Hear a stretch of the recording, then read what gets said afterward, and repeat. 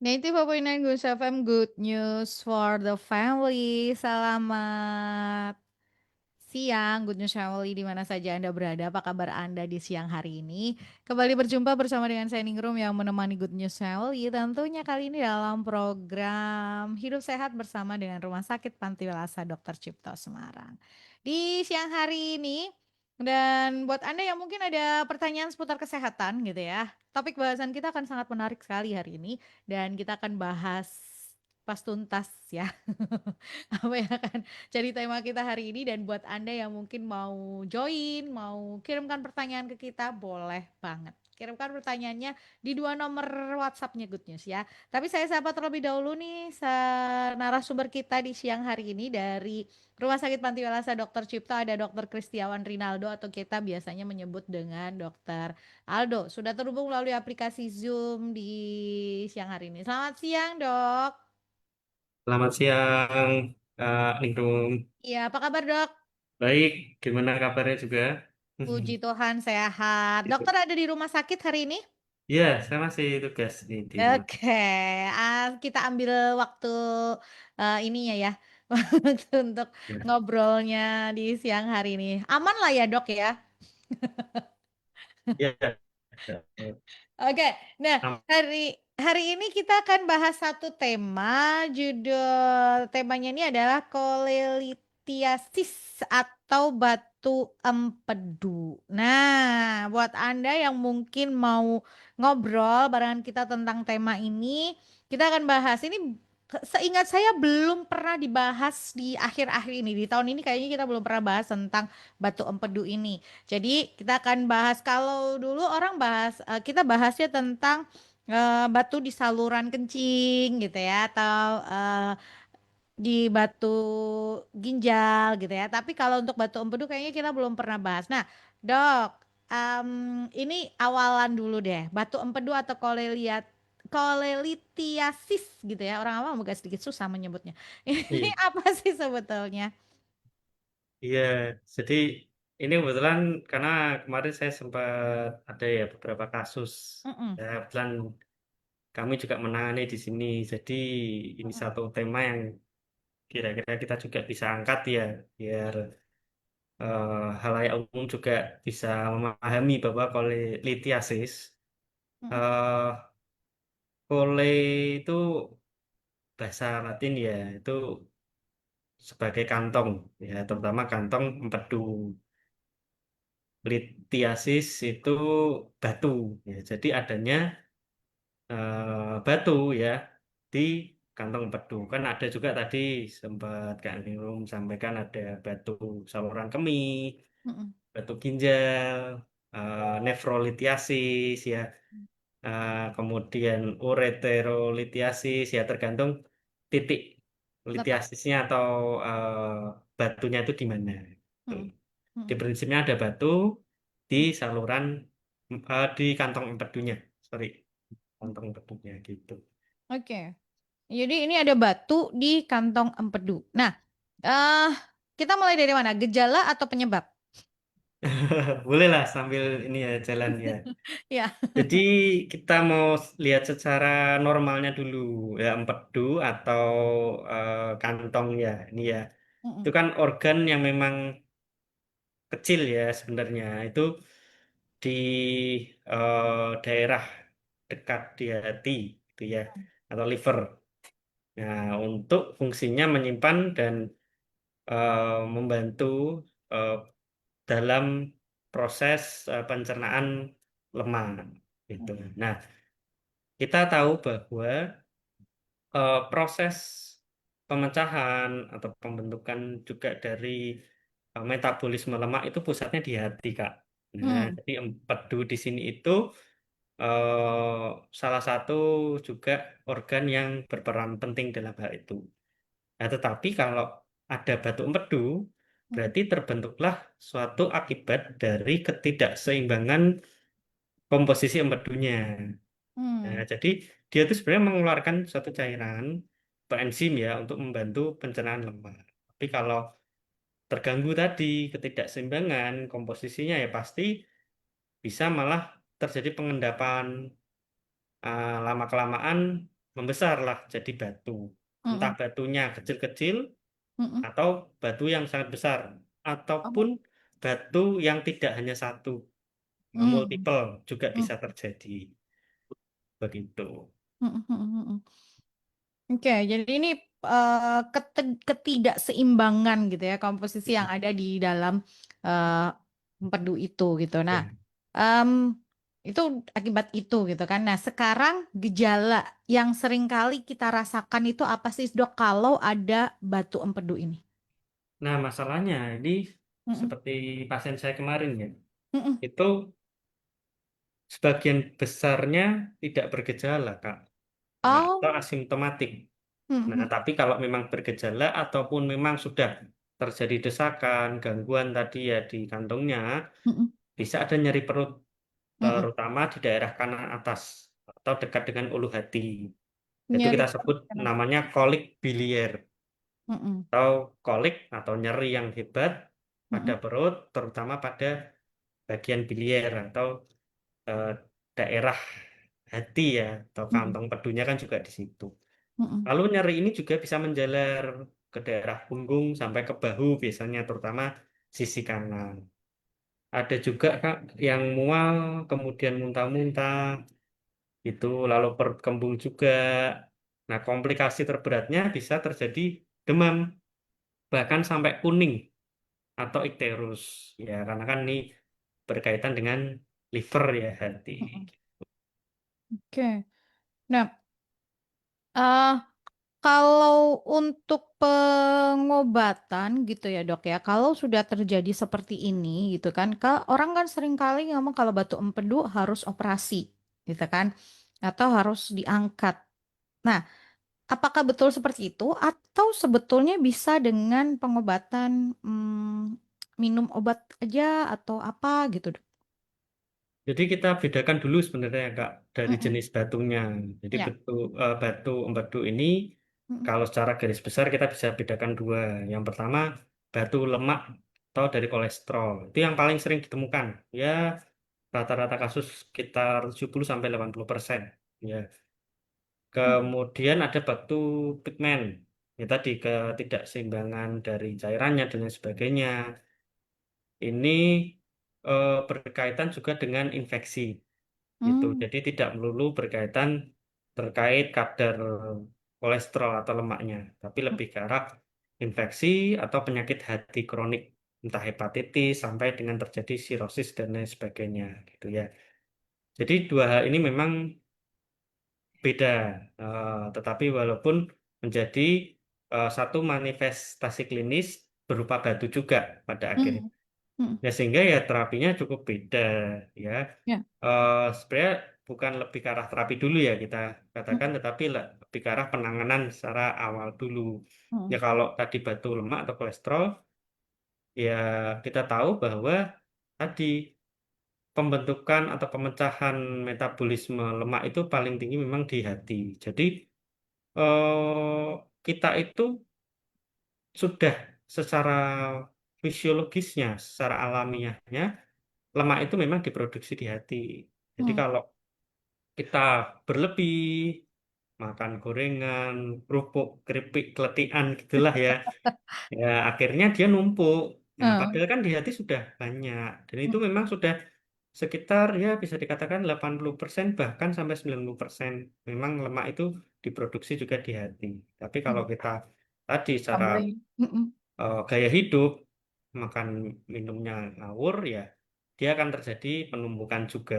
Karena sangat erat kaitannya dengan obesitas, Mm-mm. kemudian di tinggi lemak juga, dan gangguan metabolisme tadi. Tapi kalau tadi yang batu pigmen lebih ke arah penyakit infeksi ya, ya kita cegah infeksi-infeksi yang menimbulkan gangguan hati seperti hepatitis tadi. Ada hepatitis A, B, C, D, dan lain sebagainya. Oh. Mm-mm. Ya pastinya kita harus hindarkan tuh gimana cara tidak terjadi hepatitis, misalkan menghindari kontak dengan yang sakit, sering cuci tangan, ya, dan tidak berganti-gantian ini alat Oke. makan dan lain sebagainya. Mm-mm. Ya, kalau memang terkait terapi, nanti Mm-mm. ada golongan juga ya. batunya itu jenisnya seperti apa, ukurannya, berapa banyaknya. Nanti tergantung tingkat keparahan juga. Ya, idealnya akhirnya adalah operasi memang. Tetapi memang ada obat-obatan yang gunanya untuk peluruh, ya, meluruhkan Oh. batu itu. Hmm, Gitu hmm, kan. hmm. Oke, jadi sebelum sampai ke opsi terakhir dengan operasi itu sudah ada hmm, apa ya namanya? Sebelumnya sudah ada tahapannya dulu Tahap. gitu ya dok ya. Iya, betul, betul. Hmm, hmm, hmm. Eh, Dok, kalau dia dioperasi itu apa hanya diangkat si batunya atau semua sekantong empedunya itu diangkat? Tergantung proses operasinya ya, dan Hmm, juga tergantung dari tadi derajat keparahannya. hmm, Memang lebih banyaknya itu dilakukan pengangkatan hmm, oleh sistektomi. Jadi kantong empedunya diambil. diambil semuanya gitu. Karena ya opsi terakhir di operasi ini memang paling banyaknya itu ketika sudah terjadi hal yang lebih parah biasanya ke tingkatannya. Entah batunya terlalu besar kah, Hmm, ataupun tadi multiple. Ya memang banyaknya itu multiple ya. hmm, Multiple dan makin mendesak. Jadi hmm, kantongnya mestinya sudah tidak berfungsi dengan baik gitu. hmm, hmm, hmm, hmm. Iya. eh Dokter juga nggak akan langsung gitu ya menegakkan diagnosis, oh ini harus diangkat langsung gitu. Enggak juga gitu ya, karena ada dilihat kasus per kasus, dilihat kondisinya juga, Ya. seperti itu Mhm. ya. Nah, dok, ini kan tadi ya batu empedu ini ada dua. Tadi ada batu lemak atau dari kolesterol atau batu pigmen infeksi yang dari infeksi gitu ya, semacam tadi hepatitis dan lain sebagainya. Nah, ini sebetulnya si batu empedu ini bisa dicegah nggak sih dok? Dalam artian gini, atau memang apa ya? Buat orang tertentu memang dia lebih lebih sering terjadi misalnya di perempuan atau pada wanita atau pria gitu. Itu lebih sering terjadi di mana? Lalu ada faktor kayak pemberatnya nggak sih? Oh, seseorang memang dia berpotensi untuk ada batu empedu gitu. Kalau predileksinya ya beberapa literatur ya terkadang ada yang berbeda ya tergantung Hmm, gen, kemudian juga tergantung wilayahnya itu ya. Tapi memang lebih banyak pada laki-laki. Kenapa? Karena ya eh, proses dari gaya hidup yang memang lebih ini ya biasanya dikatakan atau konotasinya tidak bagus gitu ya pada pria itu. Nah, berkaitan dengan pencegahan ya pasti utamanya tadi batasi pola makan terutama lemak jenuh ya seperti gorengan, kerupuk, keripik letihan tadi yang sudah saya sampaikan ya. hmm, Tuh, karena itu sangat besar andil bagian dalam proses terjadinya batu tersebut gitu.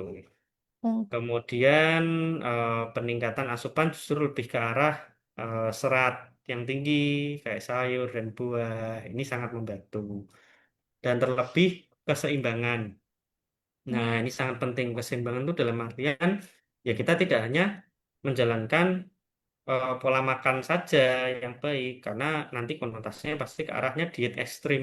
Nah, justru ah, malah akan mengganggu metabolisme tubuh ya. hmm, hmm, Jadi malah terjadi penurunan berat badan cepat, hmm, padahal tadi proses penggilingan ataupun terkait lemaknya juga diperlukan. Nah, ini malah malah terganggu gitu ya.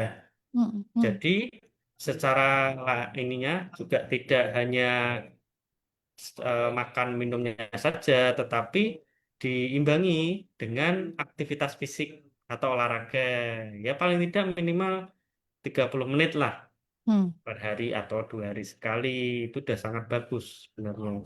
Kemudian juga istirahat. Nah, ini yang juga penting. hmm, Karena istirahat ini sangat untuk sangat dibutuhkan untuk relaksasi hmm, terhadap metabolisme tubuh. Jadi kita tidak terus mengupayakan apa ya tadi olahraga juga berlebih. aktivitas lainnya juga berlebih, itu kita juga proses istirahat dibutuhkan juga. Oke, jadi memang eh si di tubuh ini tuh butuh tadi ya Dokter Aldo sampaikan tubuh ini tuh butuh keseimbangan gitu ya, baik yang dikonsumsi maupun yang dikeluarkan gitu ya aktivitas fisiknya. Terus juga nggak melulu hanya aktivitas fisik yang banyak, tetapi juga ada yang namanya istirahat yang cukup gitu. Ada orang yang menganggap bahwa aktivitas fisik itu benar-benar bikin sehat, tapi lupa bahwa tubuhnya juga butuh beristirahat untuk regenerasi sel dan lain sebagainya gitu kan. Nah, Dok, ini ada pendapat yang pernah saya dengar gitu ya. Orang yang dengan kadar kolesterol tinggi itu pasti nanti ujung-ujungnya ada masalah dengan batu empedu. Ini pendapat yang benar atau enggak sih, Dok? Iya, bisa Mm-mm, dikatakan benar juga karena tadi eh, kuncinya adalah metabolisme tubuh. Entah dia tadi terganggunya oleh karena betul-betul kadar lemaknya mm-mm, atau oleh penyakit lain termasuk infeksi. Larinya juga nanti pada akhirnya adalah metabolisme tubuh. Nah, metabolisme tubuh kalau di, di kita ya kita bagi tiga. mm-mm, Ada metabolisme gula, mm-mm, metabolisme asam urat, dan juga metabolisme lemak. Nah, yang diserang ya pasti yang metabolisme lemak ini. Gitu. Jadi kalau kolesterolnya dia tinggi, kolesterol total ya, kemudian LDL lemak jahat ya tinggi, HDL atau lemak baiknya rendah, dan ditambah trigliserid yang tinggi, akan sangat berisiko terjadinya batu empedu ini. mm-mm, mm. Ya. Jadi eh ini ngomongin tentang metabolisme tubuh gitu ya. Metabolisme tubuhnya jadi seperti apa. Nah, kasus-kasus batu empedu ini seringkali terjadi pada usia-usia yang sudah lanjut atau justru di usia produktif sebetulnya, Dok? Memang seharusnya kalau secara teori ya banyaknya pada usia lanjut ya. Dengan Mm, catatan kan pasti kalau usia-usia lanjut, katakanlah di atas 50-60 tahun, mm, pasti kan terjadi degeneratif atau penurunan fungsi-fungsi organ-organ yang ada. Termasuk pasti juga akan mengganggu metabolisme tubuh. Tapi tren kini itu makin juga ditemukan pada usia-usia yang di bawahnya, Kak. mm, Usia ya katakanlah 40 tahun, 30 bahkan usia-usia muda pun bisa juga itu. Karena mm. ya tadi pola gaya hidup yang mungkin sekarang ini makin juga bermodifikasi. Iya, betul. Apa namanya? Ini kan makanan-makanan semacam kayak yang orang kategorikan sebagai junk food gitu ya, Ya, makanan-makanan yang digoreng, deep fry gitu kan. betul. Terus cemilan-cemilannya yang tinggi lemak, tinggi garam, itu yang terus-terusan tinggi gula, yang terus-terusan dikonsumsi dengan tidak diimbangi dengan tadi olah tubuh yang cukup gitu ya. Itu jadi salah satu faktor pemberatnya juga ya, Dok ya. Iya, betul. Apalagi ini yang sering juga lagi tren Mm-mm. multi proses food ya. Oh iya iya Jadi iya. Iya. makanan ini sudah makanan kaleng, kemudian apa kita olah lagi, ditepungin lagi ya Kak, kemudian Mm-mm. digoreng ya. Jadi sudah melewati beberapa proses yang ada. Akhirnya numpuklah ya, lemak jenuhnya di situ. Ya, Jadi numpuk juga nantinya di dalam tubuh kita. iya, ultra processed food, Oh iya, betul betul gitu ya. ultra processed food atau UPF orang biasa Ya, menyebutnya UPF. ya.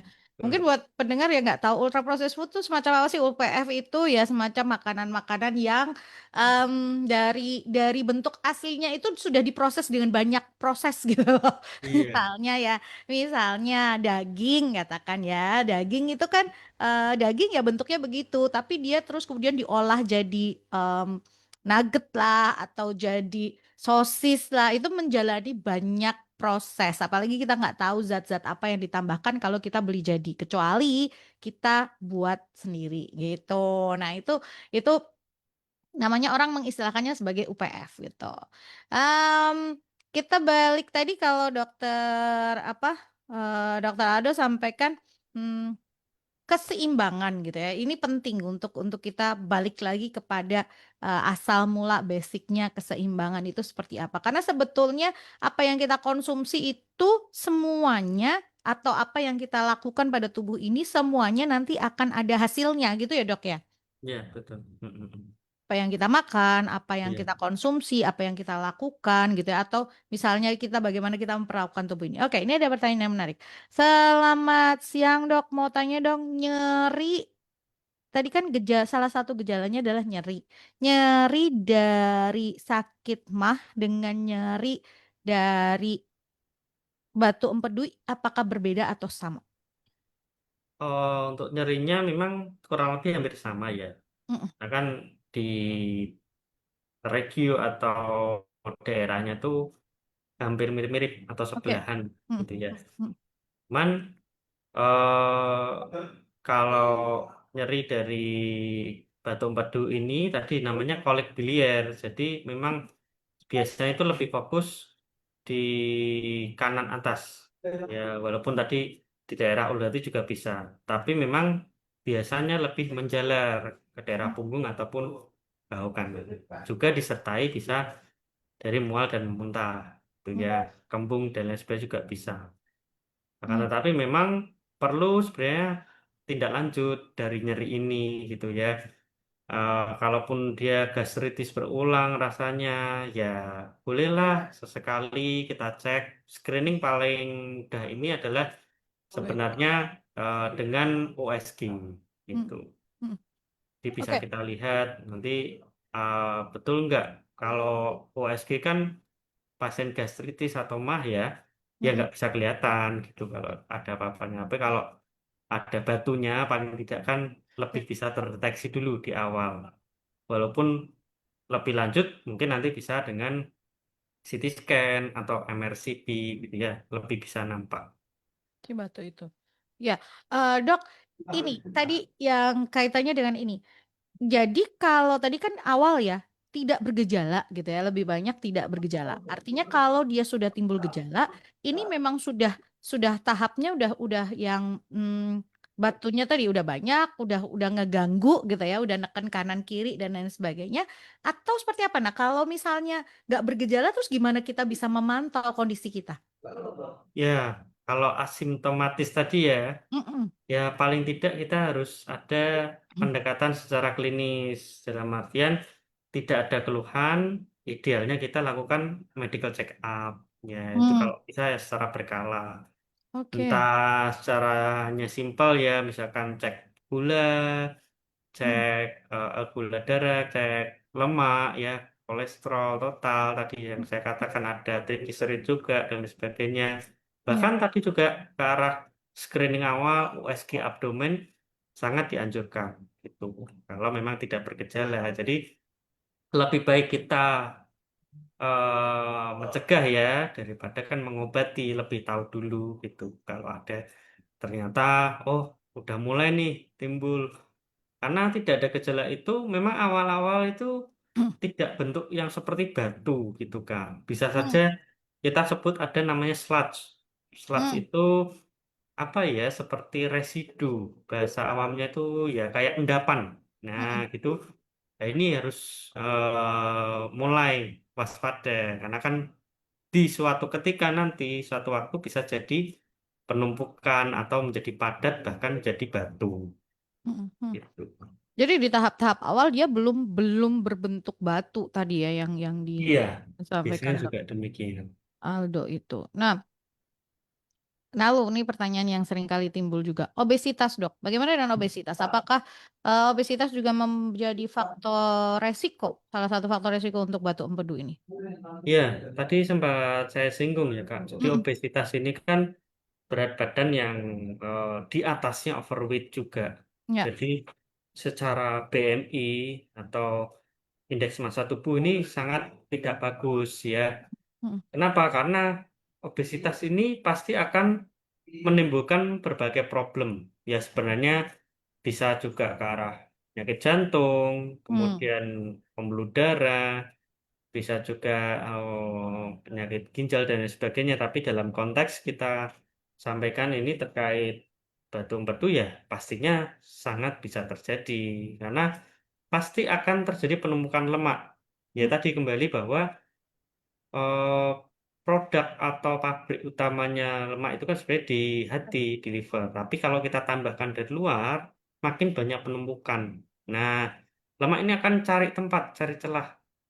Ketika tempat cadangannya penuh, misalkan, dia akan memicu tempat-tempat lain. Ya tadi seperti contoh lipatan lemak di kulit, ya hmm. bisa juga penumpukan tempat lain, bahkan titik terkecil pun di daerah saluran atau kantong empedu bisa jadi tempat dia untuk menyimpan lemak yang akhirnya bisa menjadi proses batu empedu. Ya, jadi memang tetap ya obesitas, overweight itu tetap risikonya banyak sebetulnya nggak cuman Ya, ke batu empedu. Jadi resiko resiko ininya komplikasi ke penyakitnya apanya itu akan ada banyak sebetulnya. Jadi nggak melulu tentang batu empedu. Ya memang tadi yang disampaikan Dokter Aldo kuncinya ya tadi usahakan untuk menormalkan. Kalau lihat di Instagramnya Panti Asuhan Dokter Cipto itu ada klip yang menarik gitu ya tentang obesitas and overweight gitu ya. Itu himbauan yang keren banget sih dok iya, sebetulnya. betul. Karena dari Nah, obrolan kita beberapa kali tetap ujung-ujungnya ke situ kan dok. iya, iya Kak, betul Kak. Heeh. Karena ya apa ya pola makan sehat, berat Ya, badan ideal ya, ya. aktivitas fisik teratur, mencegah obesitas tadi ya itu kunci utama sih sebenarnya sebagai pencegahan. Oke, ya. Kalau si batu empedu ini tidak ditangani dengan baik atau terlambat ditangani, bisa menyebabkan apa ya? Komplikasi Ya, maksudnya ya. Oh, komplikasi sangat atau bisa. ke mana, Dok? Iya, betul. Pertanyaan yang sangat ini baik ya. Jadi komplikasi ini pasti juga bisa terjadi. Ya namanya Ya, penyakit kan pasti bisa menimbulkan suatu mekanisme komplikasi ya. Jadi ya. kualitiasis atau bentuk padu ini tanpa penanganan atau manajemen terapi yang tidak baik ataupun malah tidak terdeteksi sekalipun menimbulkan beberapa hal. Yang pertama bisa terjadi justru peradangan di situ, Kak. Mm, Namanya kolesistitis.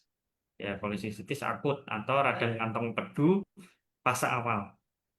Nah, kemudian merembetlah ke salurannya. Bisa terjadi koledokolitis atau eh, sumbatan di saluran empedunya. Jadi empedu itu kan kantong, nanti salurannya itu akan menyambung ke jalan pencernaan, termasuk dekat dengan pankreas, dekat dengan apa usus mm. lanjutan dari lambung dan lain sebagainya. Jadi bisa mengganggu saluran-saluran itu. Kemudian juga bisa mengganggu pankreasnya juga. Jadi infeksi pankreas, peradangan pankreas, pankreatitis akut. Nah, kemudian salurannya juga tadi, semua itu bisa jadi radang atau infeksi, kolangitis saluran empedu itu. Jadi Jadi memang memang komplikasinya bisa kompleks banyak. malah. Iya. Jadi kalau tidak ditangani atau tertangani dengan baik, ini malah justru lebih lebih kemana-mana gitu istilahnya Ya, gitu ya, Dok. tadi misalkan kalau jadi infeksi ataupun sumbatan lah, Mm-mm. pasti pasien akan demam ya Ya, ke arah kuning infeksi tadi. kuning tadi saya katakan Mm. juga jadi bisa ikterus ya karena salurannya kan terhambat, terganggu. Ya. Ya akhirnya numpuklah bilirubinnya, SGOT, SGPT, fungsi hatinya pasti akan Ya. terganggu.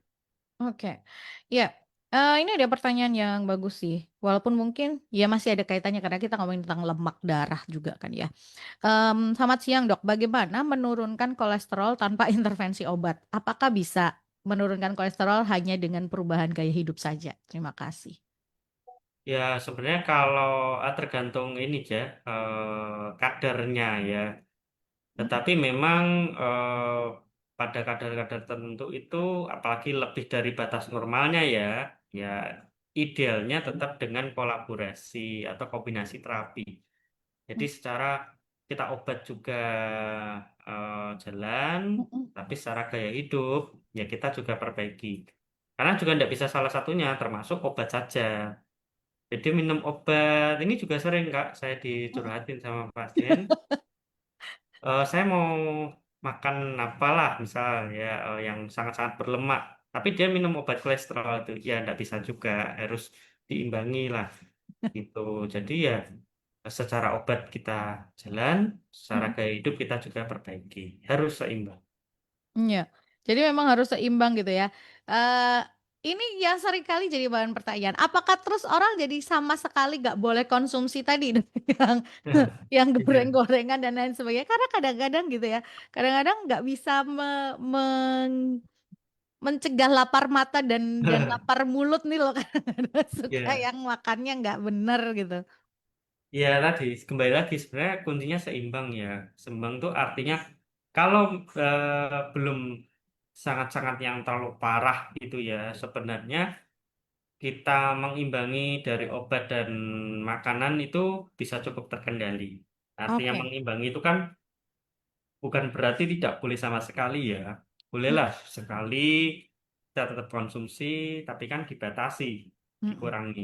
Ya, tapi berbeda kalau memang tingkat keparahannya juga sudah cukup berat, ya obesitas besar sekali, badannya kemudian juga tingkatan untuk batunya juga sangat sudah meluas, apalagi tadi sudah ada komplikasi, ya, ya pasti harus dihentikan dulu konsumsi-konsumsi yang berlemak tadi. Oke. Itu ya, diingat-ingat ya yang kalau lagi mau makan enak gitu. Itu nggak enak-enak itu hanya seputar di mulut saja sih kadang-kadang itu kacau dari program pikirannya kita gitu ya. Yang yang mengacaukan itu. Nah, gaya hidup sehat tadi kuncinya Dokter Aldo sampaikan ganti dengan serat yang tinggi gitu ya, Dok ya. Iya, iya. Mm-mm. Sayur, Ya, buah. sayur, buah ya, itu Mm-mm. bisa eh, tingkat seratnya tinggi dan Ya, penyerapannya kan pencernaan juga lebih baik. Hmm. oke. Selamat siang dok. Dok, mau nanya dong, mungkin agak sedikit melenceng. Kalau fatty liver itu apa sih dok? Apa juga berhubungan dengan batu empedu? Terima kasih. Jadi kalau fatty liver itu yang tadi sebenarnya juga saya sampaikan ya. Mm-mm. Jadi pabrik utama Lemak. lemak itu kan di hati ya. Jadi Mm. kalau kita di hati sendiri kan sudah produksi, sudah ada pabriknya, ya 80% lah itu bisa dikatakan. Tapi kalau kita tambahkan dari luar ya ini bisa terjadi penumpukan. Ya, penumpukan juga bisa salah satunya di hati sendiri. Atau namanya tadi fatty liver ya, perlemakan hati. Jadi di mana kondisinya adalah menumpuk nih lemak-lemak itu terutama dalam sel hati itu sendiri. Jadi bisa dihitung sekitar ya 5% dari berat hati. Sehingga ya nantinya akan mempengaruhi proses atau gangguan di fungsi hatinya. Nah ini yang sering terjadi ada dua kriteria. Ini agak sedikit melenceng. Nah Mm-mm. mungkin hanya sedikit ya nanti saya Ya. sampaikan. Yang pertama biasanya oleh karena alkoholik. Oh, Tuh, nah konsumsi alkohol. ini sangat erat kaitannya bisa terjadi perlemakan hati. Tapi bisa juga non alkoholik. Nah, ini biasanya terkait lifestyle yang tidak sehat ya, termasuk tadi obesitas atau penyakit diabetes atau dari murni kolesterol tinggi juga gitu. Jadi numpuknya tidak di kantong empedunya saja tapi di sel-selnya hati gitu. Oh. Mhm. Jadi justru kalau sudah si fatty liver ini kantong empedunya sudah nggak bisa nampung gitu ya.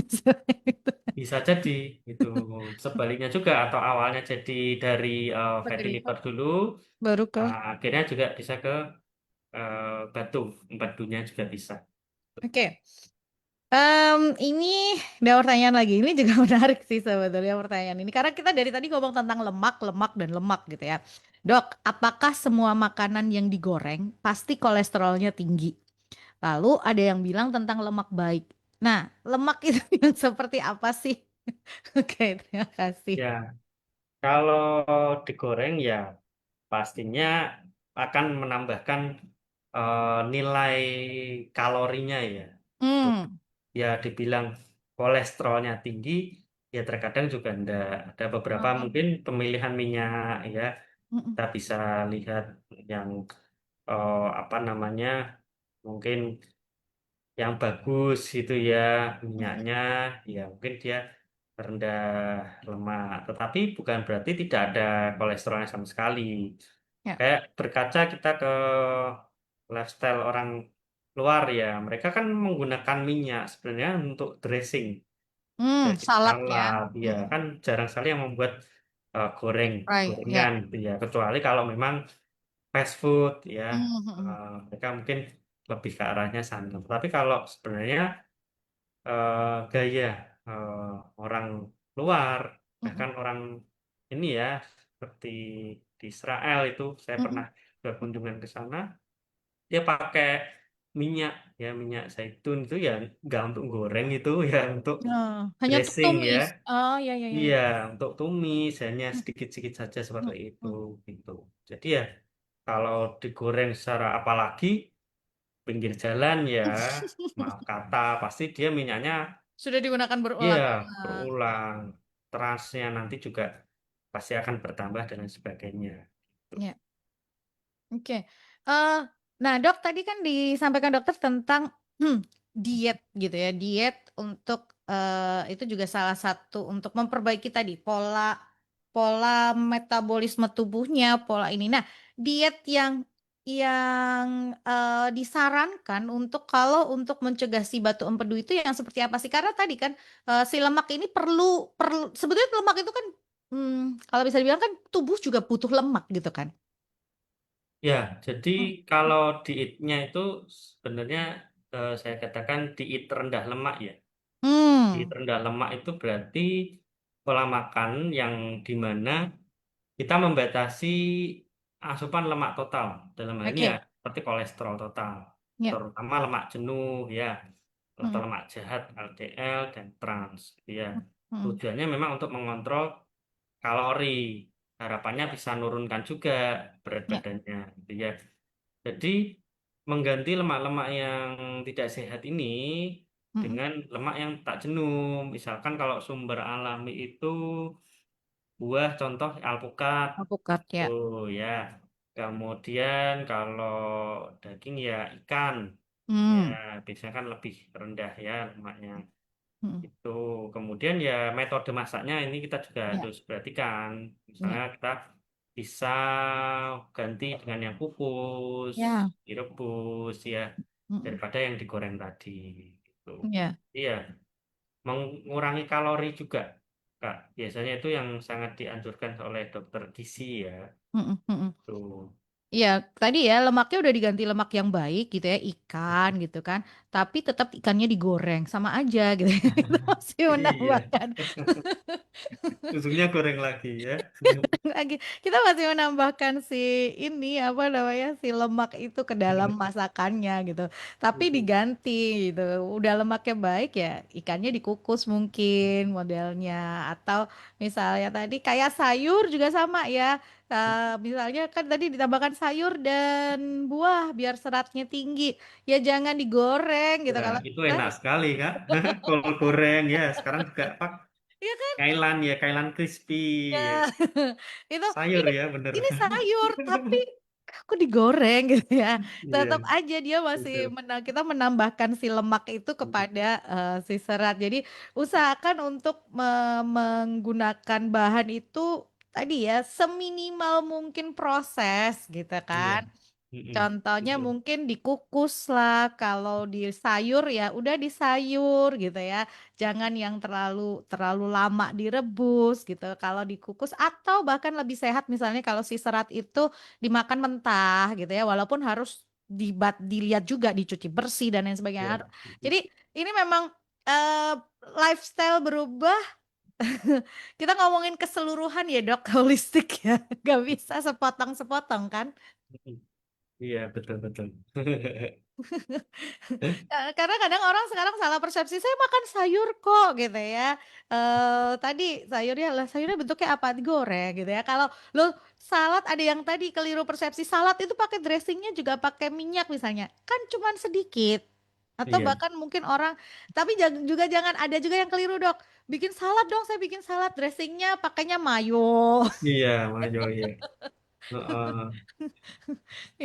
yang tetap dia ada lemaknya cukup tinggi gitu ya. Jadi ya itu tadi ya. Em, di apa sih? Kita lihat asupan yang kita makan, ada yang menyampaikan makan ini berkesadaran gitu ya. Kita tahu apa yang kita masukkan ke tubuh, nggak cuman hanya sekedar lapar makan gitu ya. Karena ternyata efeknya banyak gitu ke tubuh kita. Nah, kalau untuk medical check up dok, orang misalnya medical check up kan terus kemudian ketahuan nih kolesterol dan lain sebagainya. Apakah kalau orang dengan kolesterol tinggi, kalau dia kolesterol tinggi itu tidak dikendalikan, otomatis nanti dia akan punya batu di empedunya atau seperti apa? Ya, setiap penyakit memang namanya tadi ada faktor risiko ya. Tidak Mm-mm, selalu juga yang dengan kolesterol tinggi sekali mm-mm, itu langsung menjadi batu, tetapi mm-mm, bisa berisiko, lebih berisiko mm. dibandingkan dia yang tidak Oh, kolesterolnya tinggi. tinggi. Oke. Termasuk juga tadi kembali ke obesitas gitu ya. Tidak Mm-mm, semua yang obesitas itu juga ada batu empedunya gitu, tapi ketika dia obesitas ya pasti akan lebih berisiko terkena atau muncul batu empedu gitu. iya. Jadi kita bisa awasi gitu ya. Kalau udah kita tahu ada kolesterol tinggi, ya udah Iya. lifestyle-nya dirubah, dikombinasi dengan obat, terus kemudian cara hidupnya berubah, ada olahraga, ada ini dan lain sebagainya. Nah, itu penting untuk kita tahu sehingga diharapkan gitu ya.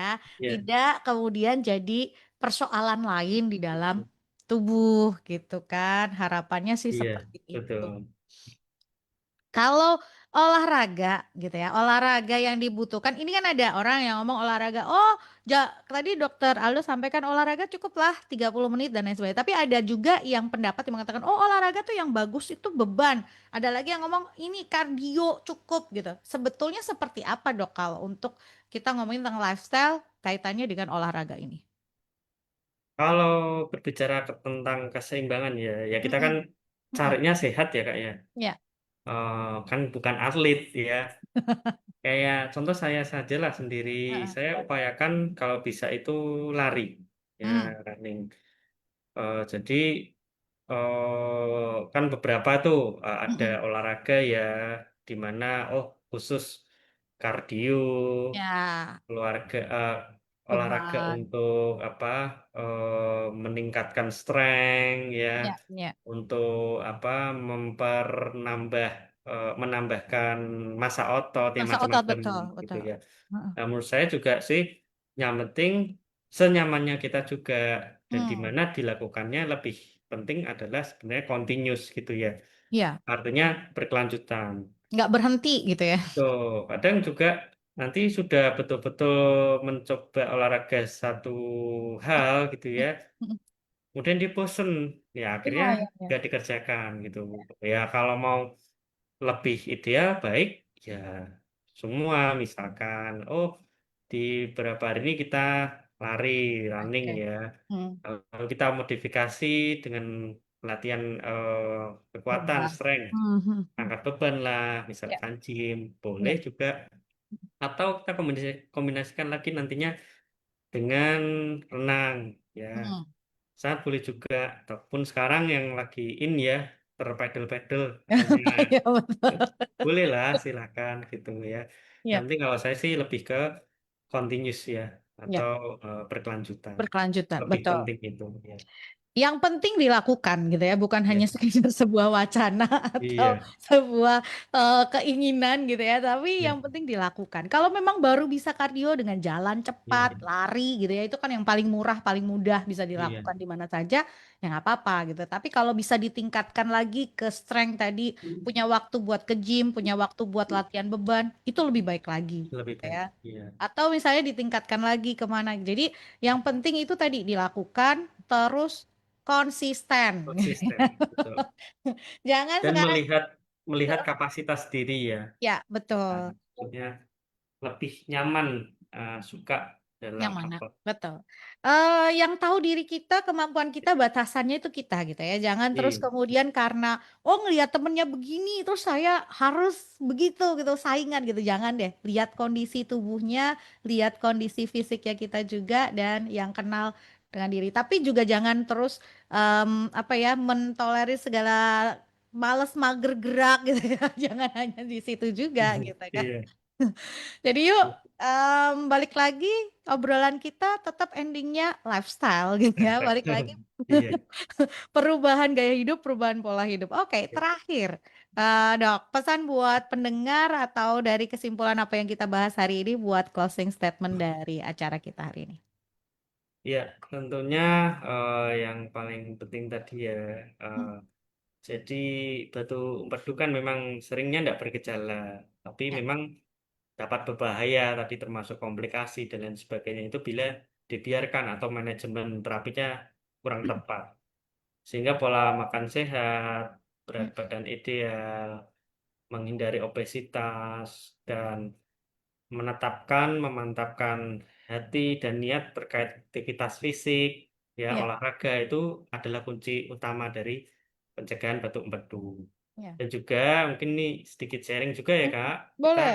di Panti Uloso Cipto, Bapak Ibu dan saudara sekalian, kami bisa melakukan ERCP atau endoscopic retrograde cholangiopankreatografi.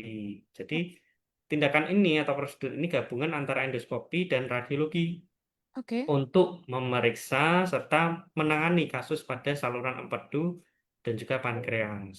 Gitu. Hmm, Jadi eh, bukan operasi yang hanya untuk terapeutik saja, tapi juga masih sebatas tindakan awal untuk diagnostik pun bisa dikerjakan, atau diagnostik dan terapeutik sekalian pun juga bisa dikerjakan. hmm, Jadi hmm, kalau Bapak Ibu tertarik, eh, silakan bisa menghubungi rumah sakit kami. Dan tadi mungkin juga sudah disinggung ya Kak, hmm. terkait layanan unggulan kami juga, solusi medis yang tepat untuk berat badan. Nah, ini juga ada Hmm, hmm, eh, body assessment ya, hmm, hmm. dan juga meal plan secara personal. Nah, nanti bisa adanya terkait paket obesitas. Ya, Oh, ini juga layanan di rumah sakit kami, Panti Rasa Dr. Cipto. Silakan Bapak, Ibu, dan Saudara hmm, hmm. bila berminat bisa bergabung. Terima Ya. kasih. Bisa langsung bikin janji appointment atau seperti apa dok? Kalau untuk tadi paket obesitas, lalu untuk penanganan di saluran empedu tadi. Oh ya, bisa, bisa ada. Hmm, Nanti mau menghubungi customer care kami dulu bisa di oke. 081 127 Hmm, 22003. oke. Tuh. Jadi Di tanyakan lebih lanjut terlebih dahulu ya. Instagram juga ada ya. Oh Tadi iya. yang kakak sebutkan itu kan ada. Hmm, hmm. Iya, Jadi pas iklannya. ya, jadi bisa kunjungin di Instagramnya Rumah Sakit Pantiwilasa Dr. Cipto. Nanti DM di situ boleh atau dibuka di link di bio-nya. Itu ada klik link yang akan Ya, betul. langsung Anda bisa masuk ke layanan-layanan yang Anda butuhkan gitu ya. Tadi ya Ya, paket obesitas. Nah, karena ini udah jadi satu persoalan sebetulnya yang harus segera ditangani gitu ya. Kalau mungkin Anda merasa saya kok nggak bisa sendiri, nah mungkin Anda membutuhkan bantuan. Rumah Sakit Pantiwasa Dr. Cipto menghadirkan gitu ya paket untuk itu. Jadi ya, apa saja yang ditangani dan seperti apa itu pasti akan terjamin diawasi ya dok ya. ya. Baik, Ya. betul. Silakan. Oke, silakan buka saja langsung di Instagramnya @Rumah Sakit Pantiwilasa Dr. Cipto Semarang. Dokter Aldo, terima kasih buat siang hari ini. Sama-sama. Terima kasih juga Kak Indo. Iya, Good News FM. Terima kasih. iya, Mbak. ini topik yang sangat menarik karena kaitannya kalau dengan lemak gitu ya, Iya, kolesterol gitu, pasti akan sangat menarik dan harapannya tetap ya, tetap sehat-sehat semuanya. Jangan lupa kalau mungkin Anda membutuhkan medical check up bisa juga hubungin Rumah Sakit Pantiwilasa Dr. Cipto untuk tahu kondisi tubuh Anda seperti apa saat ini. Sekali lagi terima kasih buat kebersamaannya dan ya. atensinya ya. Sama-sama. Good News Terima Family dan kasih. juga Rumah Sakit Pantiwilasa Dr. Cipto buat supportnya. Sampai ketemu di lain kesempatan. Sampai jumpa.